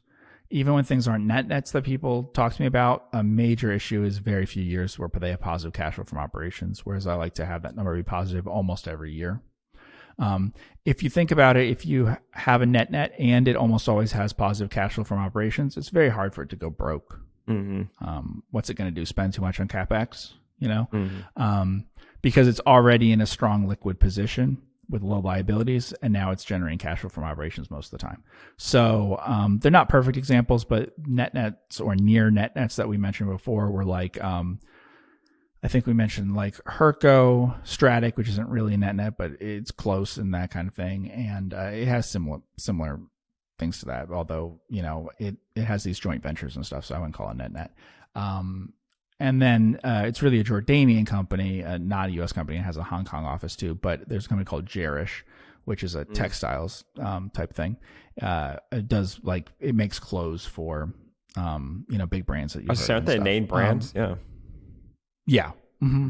It uses I believe it uses labor from around the world, not Jordanians, and houses them in Jordan and makes clothes that way. But so I just would warn that's not really a U.S. company, and so be a little careful about that because it shows up as if it's like in New Jersey or something, but like that's not really where the company's operations are or where their offices are. That's a controlled company too, to be a warning on that one. But that one, and I believe Herco, I think they pay dividends. I mean, Jerish definitely pays dividends recently. Herco, I think, had a history of paying dividends. And some of those have been around for a very long time too. So, and then also just knowing those industries, right? Mm-hmm. Those aren't good industries. So that's like auto parts. I think Herco would be, say, it's computerized machine tools or something like that. It's a machine tools, cutting stuff and things. And then with Jerish, that's, contract manufacturing for clothing. A lot of net nets are contract manufacturers. Electronics assembly, textile, clothing, making clothes is basically an assembly job, Mm-hmm. So things where you are more an assembler than a manufacturer tend to be much more likely to become a net. And that's, these companies that there's a few in the U.S. or they have operations in the U.S. and Mexico, which are the equivalent of sort of your like Foxconn type stuff, but for the U.S. on a very small scale for some things. And they can fall into being a net sometimes. But a long history of some profitability is really helpful. The problem with some of them that you'll notice that I think people avoid is they have no history of ever having a really good year. And so that's how you get a really big, make a lot of money in a net. So actually the kind of thing that would be a great net if they became one are the semiconductor companies, your Microns and things like that. If they actually fell to the point where they're net, that would be really good because that industry is so cyclical and inventory is such a big part of it. That in a good year, they'll make a lot of money and they'll suddenly be valued on earnings and the stock will go shooting up and you'll make a lot of money. That's like your Berkshire Hathaway that Buffett was buying into, because if he could just get a good year or two, a couple good years in a row in textiles, you'd suddenly make a lot of money. And that's because like your gross margins move around a lot, mm-hmm. right? Some of the others, it doesn't as much. So, but they won't go out of business, and maybe they will close down some things, sell them off, rearrange how they run stuff. But basically things that you would be comfortable lending money to, I would say. That's how I always think about it. If you'd be comfortable lending money to them, think like you're a banker and with a net, and then you get the upside. And so if the safety is that there's barely any liabilities and there's no financial liabilities and there's all these cash, receivables, inventory, and they generally generate some cash flow. It's like making a loan that you think will work out, except you also get this upside. And that's really the secret of how net nets work, is that you're actually in a position that's like a lender because there's not a lot of anything senior to you in these structures, and yet you get this upside. So it's as if you're able to make like a loan against receivables and inventory and stuff, but you also got these warrants or this payoff of some kind if things got better, and that's kind of how it works. Mm-hmm. So that's what I would look for, is basically what things you think aren't going to go broke and have a longer history of especially cash flow from operations and operating income being profitable. And you can look at that in like Quick FS for, let's say, the last 20 years or something. Honestly, I want to see like at least 7 of the last 10 years or something where those numbers have been positive, operating income and cash flow from operations. A lot of things people bring me are less than half the time, and some they're way less. And a lot of times it's focused just on the last few years. The other thing I always mention to check is check how high retained earnings are, because that's right on the balance sheet and you can see it. Companies that are trading at about retained earnings or lower, or where retained earnings is basically how they have all of their net current assets. I like that better than if this is a company that was that the current assets come from their stock going public. So your biotech companies and things like that, if they decide to shut down and liquidate and whatever, that's great if you have that catalyst in place. But absent that, remember that the only reason they have that cash on the balance sheet or whatever is because they went public and someone gave it to them. It's not because they sold product and earned money to get there. If you want Ben Graham type net nets, they all would fall into the category of they're funded from retained earnings. So the company has a history of profitability, and the easiest way to check that is like retained earnings is a very big item on the balance sheet, and it's usually going to be really close to the market cap. And all the companies I think I mentioned, it's something like that. Like it's fairly close. I don't know if it's 70%, retained earnings is 70% of the market cap or something, or 100%. But basically their net current assets have all been produced from earnings that they had at some point and plowed back into the business.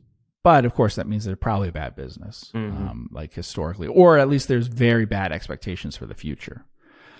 Because otherwise, you're valuing the future of the company at less than their accumulated past stuff that they earned. The biggest thing, of course, is to look out for frauds and self-dealing and all that kind of stuff to make sure you're well protected that way. But again, if you're thinking like a lender, that's like some of the first stuff you'd think about, right? Mm-hmm. Yeah, you think from the bottom up. Now, the hard question is, when do you sell, right? Is this like a buy in the balance sheet and sell on the income statement, right? You had said the best part about that net is eventually it could get valued on the earnings, at least the way that Warren Buffett would look to do it, like with Berkshire. I mean, do you have a systemized approach to selling? Is it just sell when it's not a net anymore? Is it, kind of wait and see and use your judgment? What's the playbook for that? I mean, it depends on what works for you if you're going to do this all the time. I think if you get into doing net nets, you should think about what is the process you can use for your whole investment career, that if net nets exist, you're going to repeatedly do this. I would say check in once a year. And if it's at like 1.5 times or something, you could sell. I wouldn't sell during the first year for tax reasons and stuff. It's just easier to use 1 year. So if you want to take a loss, you can sell a little bit before 1 year. If you want to take a gain, you can sell a little bit after 1 year. But I also just don't want people to be thinking all the time, should I sell this or not? You can certainly look at every quarterly report, but I do think for net nets, if you bought them the right way so they were safe, there should be very little risk that they would go bankrupt in a year or something, or in a year have deteriorated so much that they look like they're about to go bankrupt in another year. So I think once a year to check in with them. And as long as they're still a net, then I would say hold on to them or buy more or whatever. If they're not a net, then you can make the decision of whether you want to sell them. I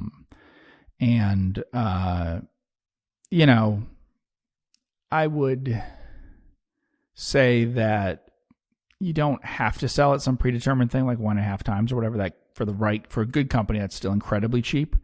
For a bad company, who knows? But still focusing on the net part of it is good, especially for knowing like how safe it is and all of that. Obviously from a money-making perspective, if you don't pay more than 1 times, so let's say you're not buying at 2/3 of net current assets, but you're just paying, let's say 99% or less. So you're buying when it is basically a net, then it would make sense to think about 1.5 times net current asset value to sell.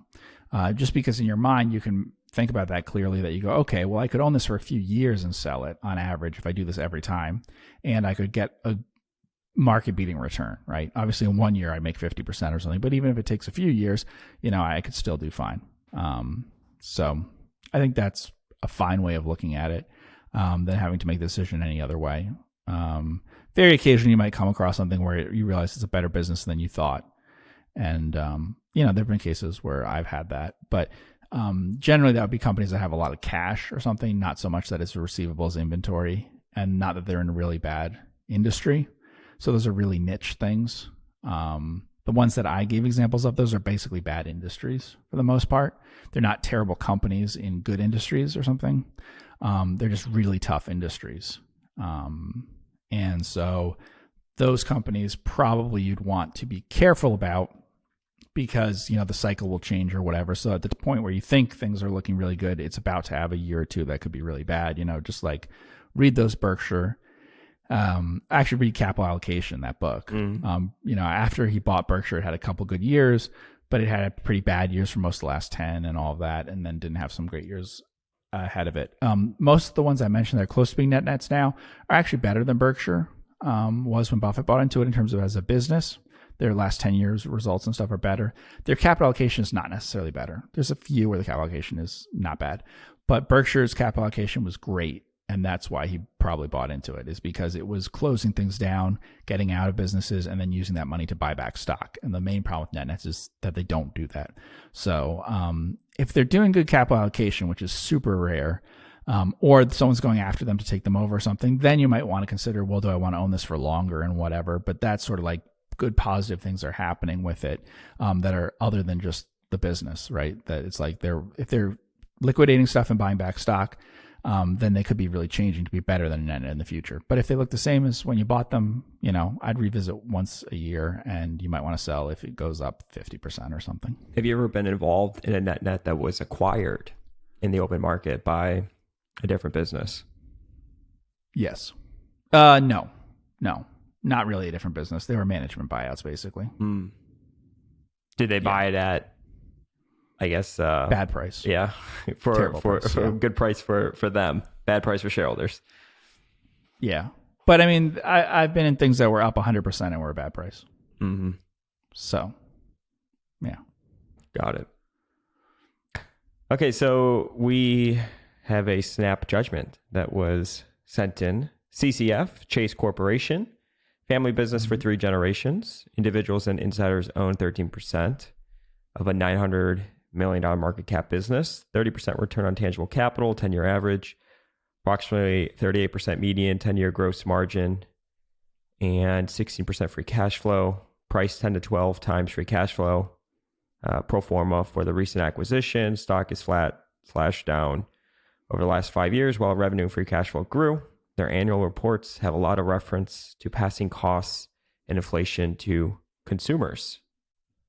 Mm-hmm. Have you looked at this business before? It always shows up on the screens as like a high quality business.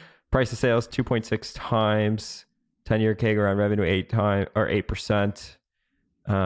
Looks pretty high quality. If you look at the return on invested capital, it does bounce around a little bit, but from like the stability of margins, stability of operating margin, and gross margin, I mean, yeah, it looks fine. Industry chemicals, they manufacture and sell protective materials for various applications in North America, Asia, the Middle East, Europe, and internationally. It operates through 3 segments: adhesives, sealants, and additives, industrial tapes, and corrosion protection and waterproofing. Any thoughts on the business? Yeah, so it's interesting. One is listed always as specialty chemicals. This says chemicals.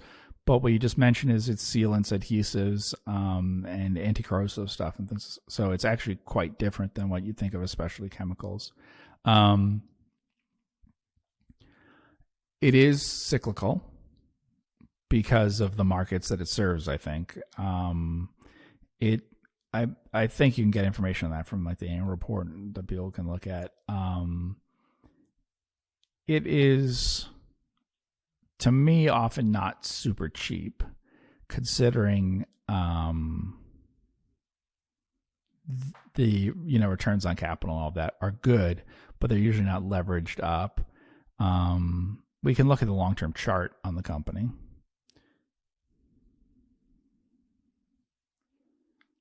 Yeah, it's done quite well. I mean, yeah. It's been since, yeah, 100-bagger in that territory since, late 90s, early 2000s.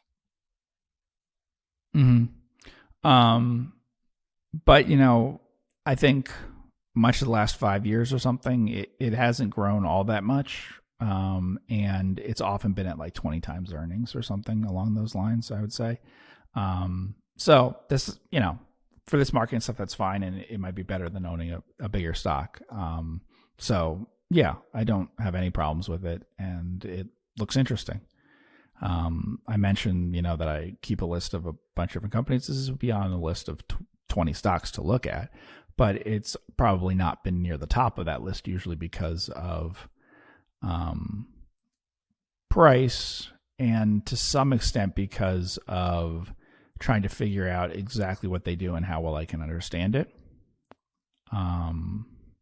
but it sounds pretty good what they do.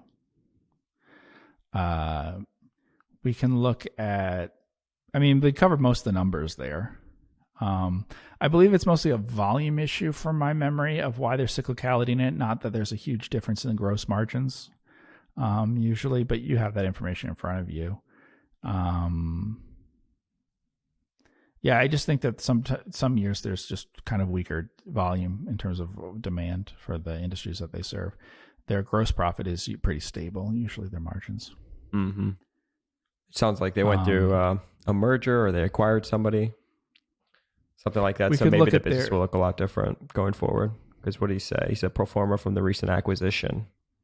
So he's including the free cash flow probably from the new business for his valuation. Yeah. And I believe let's see, we can have some idea of like turns. What's let's see, their EBIT is about, the median EBIT, it says there's like 19%. Is that right? What does it say? Yep. 19%, 18.7. We'll use 19. Yeah. Okay. Yeah. And return on investment is, return on equity is like 17% or something. So there's about one turn. Is that right? Yeah. Mm-hmm. Probably. Yeah. So let's look at the balance sheet to see how much of it is intangible. He said that returns on invested capital on tangible is like 30% or something, right? So there must be quite a bit of intangibles there. 30% return on tangible capital, 10-year average. Right. Yeah. So where does it list our intangibles down there? Yeah. How big is the intangible item? 174 million. And then you have goodwill of 176 and the total million. Balance sheets. Okay, so 350 million or something, let's say. Mm-hmm. And then we have what is total assets? 643 million. Okay. Yeah. And so recently they've been making what's your recent well, let's go to cash flow statement actually. What are our recent years for cash flow from operations? 2018 onward. 46 million, 50 million, 56 million, 61 million, and then 35 million in 2022, which really was a change in capital. No, like not at all. Yeah, so it's pretty good. It's not amazing, but it's actually the kind of business that over time can give you really good returns. So what we're looking at is like cash flow from operations divided by net tangible assets is kind of what I was asking those questions for. So, for a really small business, you might use like gross profit divided by net tangible assets if you don't think they have enough scale yet and all of that. But you want that number to be pretty big. It is high here, and it's high enough that if they keep reinvesting and they grow over time, that their stock can really outperform, especially if you buy it cheaper. However, it's not so amazing that it's like these businesses we talk about that take barely any assets and have these great returns and stuff. This is a kind of business that maybe it's, as you were saying, around 30% or whatever. Maybe it's more like 20% or, in terms of after-tax cash returns versus tangible assets or something. But even if it's only that, that's fine. There's no reason that you need a lot better than that. So sometimes those can be the best kinds of stocks to buy because everyone looks at the ones that have like infinite returns, right? Mm-hmm.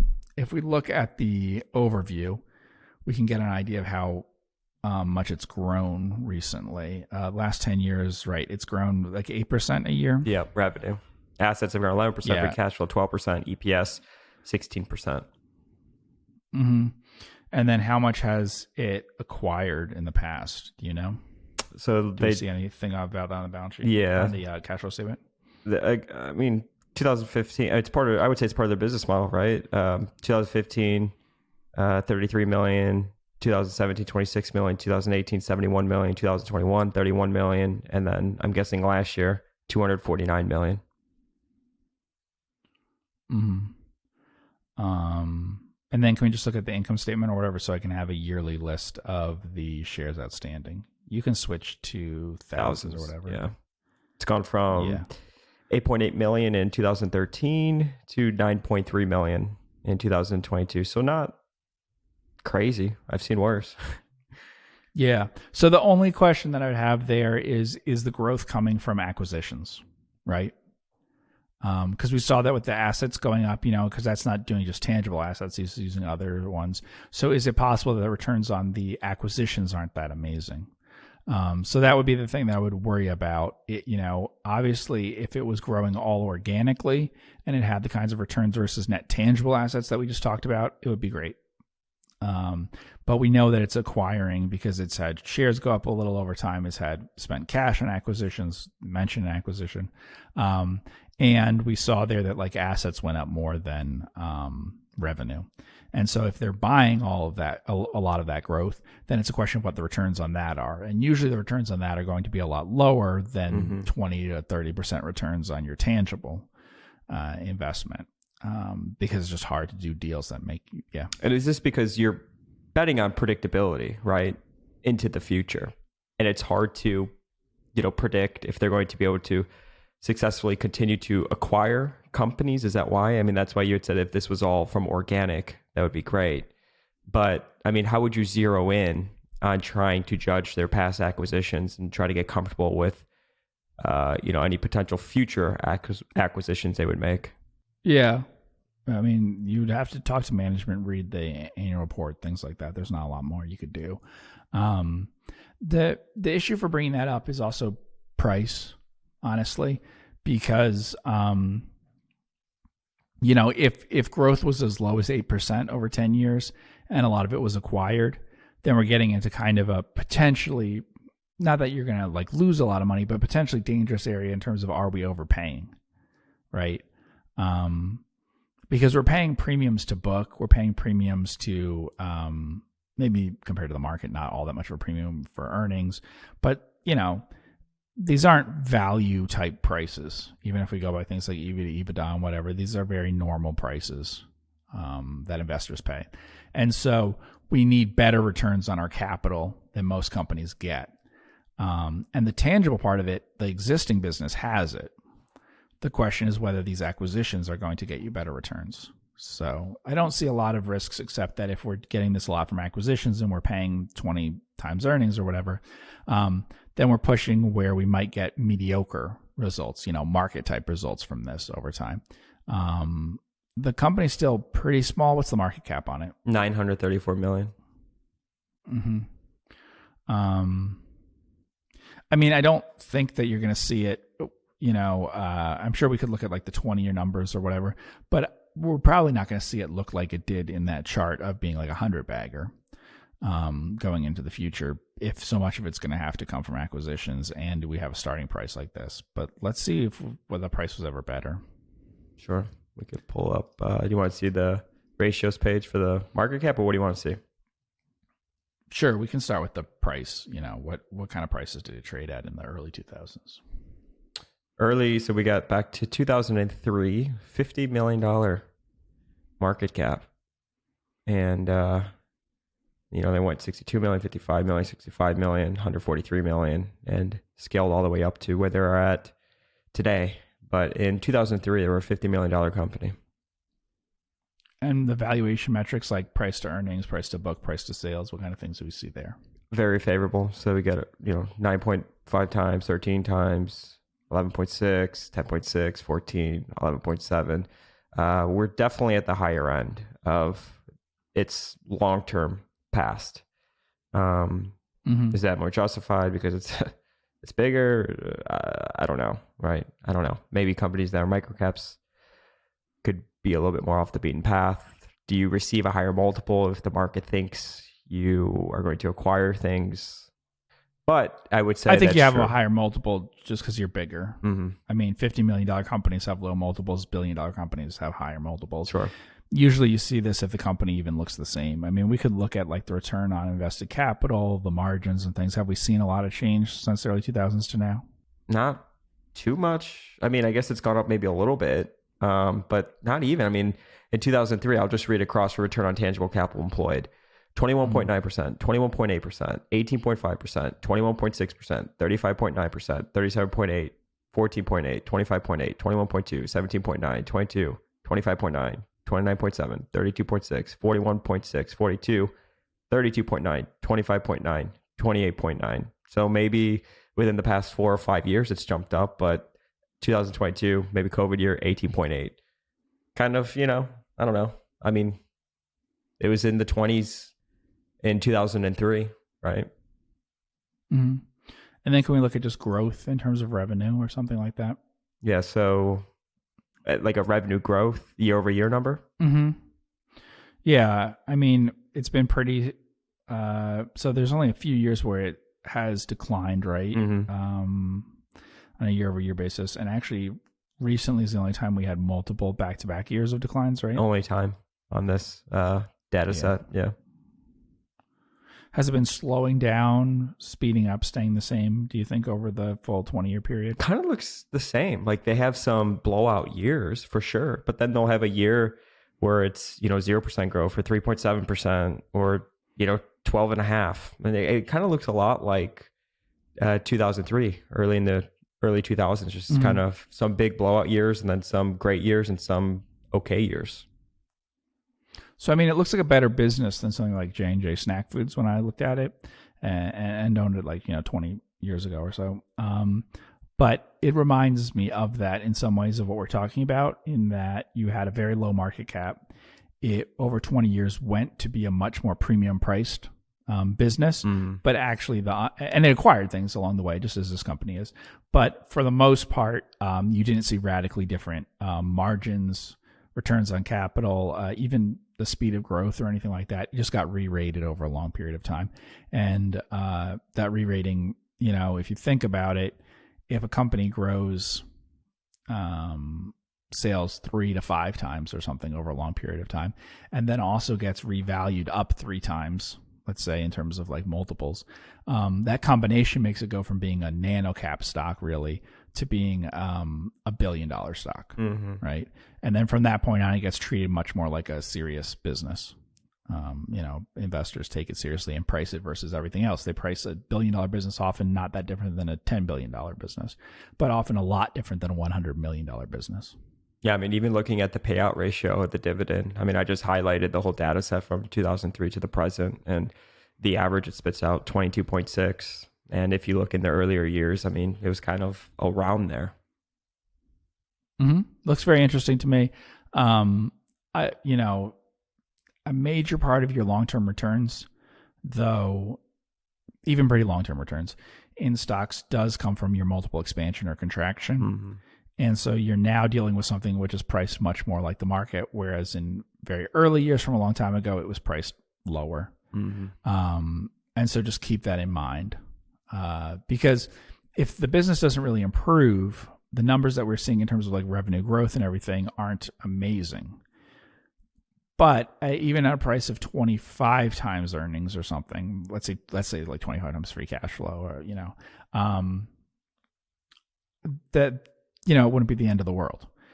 You could still have a lower double-digit type return over time, even if the multiple contracted a little bit while you owned it.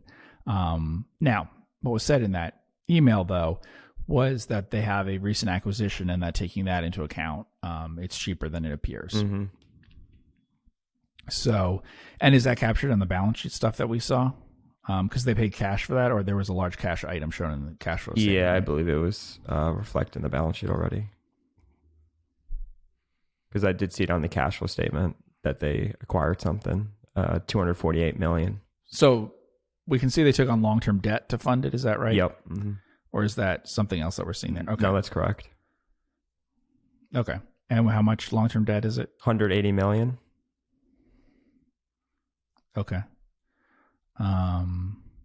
You make a good point, though. I just really wanted to expand on this really quick. So if you look at the market cap, right? And if you look at in 2003, it was a $50 million market cap. And then let's go to, and of course, these numbers probably aren't exact, and I am cherry picking. But if you look at the last year that it was a micro cap, where, in what year is this? 2015, it was 363 million. And then the following year was basically 600 million. So I'll put that, I guess, I don't know what the definition of a micro cap is today. It changes sometimes with inflation stuff, but I mean, what do you think? I usually think like up to 400-ish million for a micro cap. Okay. The average PE was 12.5 times. And then let's say when it graduated to 600-ish million and above, the average PE is 23.5 times. So the PE basically, the average basically doubled. Mm-hmm. Yeah. As it got bigger. And if there's a lot of, right, and if there's a lot of insider ownership, and there has been for a long time, and they haven't really issued all that much in shares over time, then the actual amount of float might not be that big, and it might take people a while to get interested in the stock. This is a pretty classic example of the kinds of good quality small businesses that as they grow bigger don't really become a lot higher quality or anything like that, but they just get a lot of recognition that they lacked in the beginning. Mm-hmm. And so when we talk about all sorts of businesses that are small, and people always worry, well, will they ever get more liquid? Will people ever award it a higher PE or whatever? Well, this one, was growing at a rate where it could more than double the business every 10 years, let's say. And if you keep doing that for a while, then that gets recognized and that gets rewarded with a much higher recognition and PE ratio and everything. This one's been public for a long time, I would assume, right? Is this on the American? Do you remember? I think it was, let's see. Yeah. Mm-hmm. Yeah. So does it give information about, and the chart that you had went back to the early 90s, right? Because that's how far back OTC markets goes. Yep. Looks like 1992. Yeah, it just takes it to the early net. Yeah, that's how far back they go. So it's been public since before then. So this is typical though of like small companies, right? Though how it could take from 2003 to, if you want to use '08, well, really, I mean, you could use 2008, post 2008, 2009, 10, whatever, to go from like a 50 million market cap to just over $100 million market cap. And then basically within the same amount of time, as it gets bigger, it goes up 8 or 9 times. Mm-hmm. So basically it takes a long time to double. Business continues on, and then it goes up multiples as it gets bigger. Yeah. And it works out really well as a stock because you have an underlying good return. You get some dividend, as we said, right? Across that whole time they paid a dividend. And that combined with the revenue growth means that the return without any expansion in the multiple and stuff is actually very competitive with the market. It's very competitive with just long-term returns in the market at all because, I mean, we can't figure out we could if we look carefully, but it's hard to figure out the exact dividend yield each year. But if you take the dividend yield and you add it to the like revenue or earnings per share growth each year and everything, you're getting numbers that are giving you very close to like double-digit type returns anyway. And then the outperformance from it really comes from the multiple expansion, but you didn't need the multiple expansion just to keep pace with the market over all that time. Mm-hmm.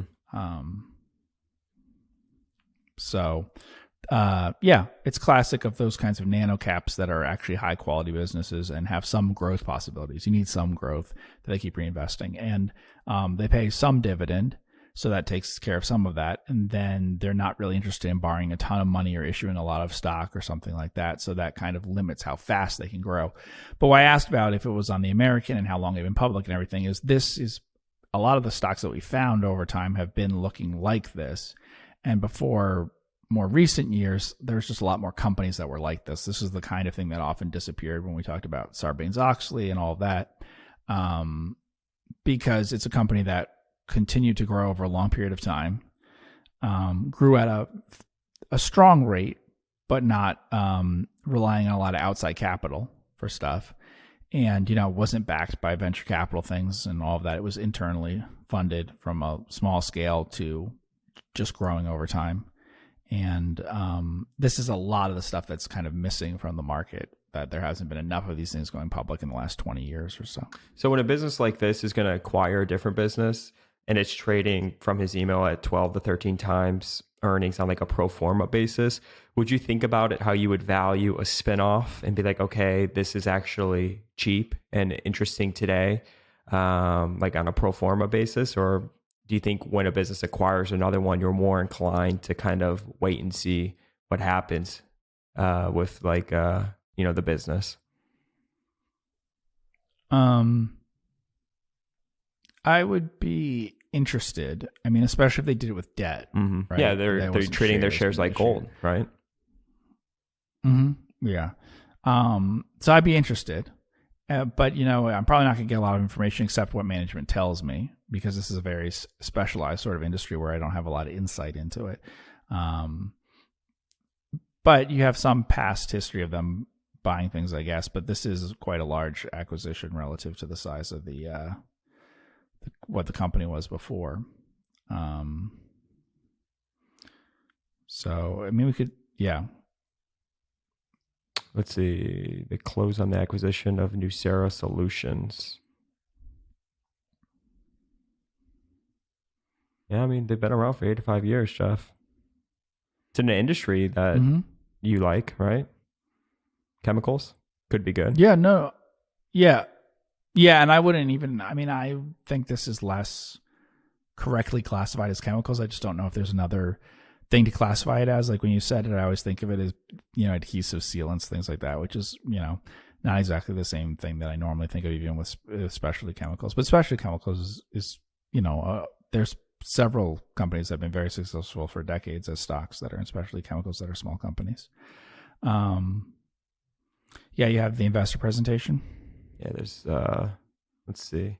So they probably have their pro forma in here. That PR said that they purchased them from a private equity company. Let's see. Transaction overview. SK Partners. $250 million. Purchase price, 11.7 times. EBITDA. How much were they trading in the market? EBITDA. This says 12.4 today. Mm-hmm. Okay. They use debt. Net leverage 1.2 times adjusted EBITDA. They expect significant free cash flow. Yeah. I mean, we are running into a bit of a problem with any of these where, like, for instance, look at the business description of Nucera. It's going to be hard for me to know a lot about a manufacturer of highly differentiated polymers. And, how many different SKUs do they have? Something like this. Yeah. Yeah, used by 700 leading consumer products, personal care, coatings, and industrial companies. Yep. They also, the next year or something might not be great for this business in general, not just what they acquired, but the business Chase in general, so that might have people less excited about it as investors. I don't care that much about it because there's a ton of volatility. Like, it's not like they're earning overly high levels now, probably. So the pro forma has the combined companies $390 million in revenue, $98 million in adjusted EBITDA, which is a 25% margin. CapEx, $6 million. Free cash flow conversion, 94%. What do they use for free cash flow? What do they say with the maintains? Ongoing financial flexibility. Chase will be modestly levered, 1.2 times net leverage post-acquisition with a clear path to deleveraging quickly. Their estimated net leverage was to go from 1.2 times to under 0.6 times within the next 12 months, which I think they actually were doing that. I noticed that when we were looking at the balance sheet. So on a quarterly basis, they had 180 million, and now where they currently sit, 165 million. So they're paying it down. Mm-hmm. Is it short-term money that they're borrowing? I think I saw there that they mentioned a revolver. Yep, revolver, 180 million.